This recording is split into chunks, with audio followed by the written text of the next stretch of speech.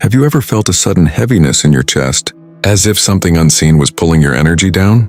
You wake up exhausted even though you slept all night. You lose focus, your emotions swing wildly, and people you love start turning against you for no reason, and you wonder, is someone doing witchcraft on me?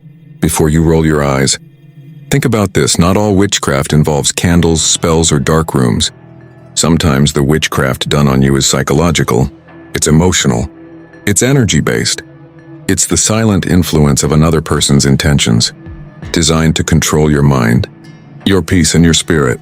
And that's what this video is about. Because whether you believe in literal spells or not, one truth stands: there are people who feed on your fear, drain your strength, and manipulate your energy. Stoicism teaches us that the mind is our fortress. But when you let dark intentions enter your mind, even the strongest walls can crumble. So today, I'll reveal 5 signs someone is doing witchcraft on you, and more importantly, how to free yourself through Stoic philosophy. Because once you understand how energy manipulation and mental control work, no curse, no spell, no dark force can touch you again. 1. The invisible grip. When your mind turns against you, it begins subtly. You start doubting yourself. You feel heavy for no reason, emotionally foggy, disconnected from your peace. Your confidence fades, your sleep suffers, and your thoughts loop endlessly in fear. This is the invisible grip when your mind becomes your own cage. Someone who wishes harm doesn't need to chant a spell. They just need to plant fear. Fear is the oldest form of witchcraft. Imagine this. You live in Los Angeles, thriving at your job, feeling confident. Then one day, a coworker jealous of your success whispers to another, "He's not as stable as he looks.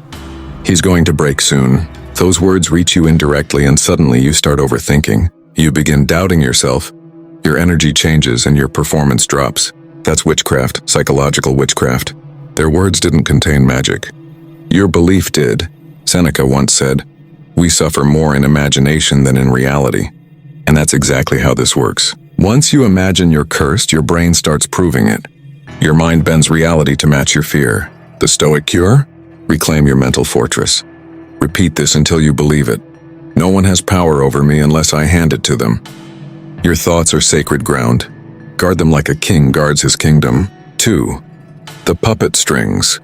When others start acting against you, you begin noticing something strange. Your friends become distant. Your coworkers look at you differently. Even loved ones misinterpret your every word. This is not coincidence, it's influence through energy. Maybe a jealous person in your circle has been subtly poisoning others' perception of you. They gossip, twist stories, plant doubts. Their goal isn't to destroy you directly. It's to isolate you, to make you question your worth. Think of it like energetic strings. They pull one person here, another there, until everyone around you dances to a rhythm you didn't choose. But the Stoic mind knows you can't control others, only your response. Epictetus said, "It's not what happens to you, but how you react to it that matters." If you feel like people are turning against you, stay calm. Don't chase approval. Don't beg for clarity. Let your silence become your shield. Because manipulators feed on your emotional reaction. It's their energy source. When you remain centered, detached, and at peace, those strings snap. You become unplayable. And once you stop reacting, their influence dies. The mirage of misfortune. When bad luck follows you, you lose things. You miss opportunities by seconds. Everything that could go wrong does. You think, this can't just be bad luck. And maybe in a way it isn't. But it's not witchcraft either. It's vibrational alignment. Your outer world mirrors your inner chaos. When your mind spirals into fear, your actions follow that frequency. You rush decisions, make mistakes, and attract the very negativity you're trying to escape. Marcus Aurelius wrote, "The happiness of your life depends upon the quality of your thoughts." If your thoughts are poisoned by fear, your world becomes toxic. So that streak of bad luck? It's not a curse, it's feedback. It's the universe saying, realign yourself. Here's how to fix it.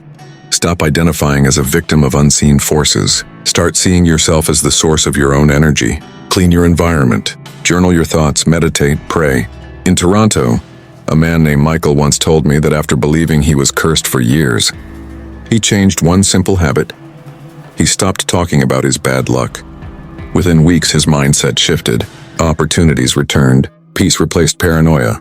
That's not coincidence. That's self-liberation through Stoic awareness. For the fear frequency, when darkness lives in your emotions. If someone truly wants to break you, they won't attack your body, they'll attack your peace. They'll use fear as their weapon, anxiety as their ritual, and your emotions as their altar. This is where witchcraft becomes psychological warfare. Take the story of Sarah from London.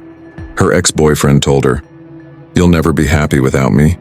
You'll always feel my presence." She laughed it off until weeks later. She couldn't sleep. She felt watched, uneasy, emotionally paralyzed. That's not magic. That's manipulation.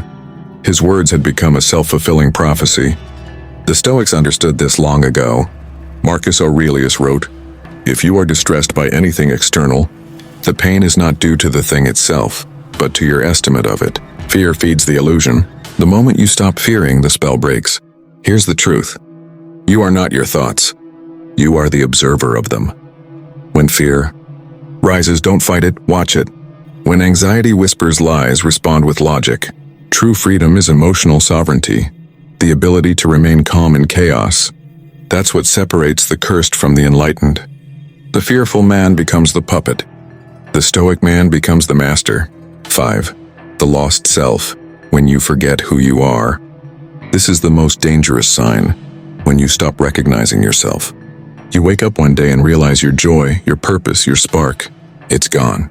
You've absorbed someone else's energy, their sadness, their anger, their bitterness when it's living inside you now.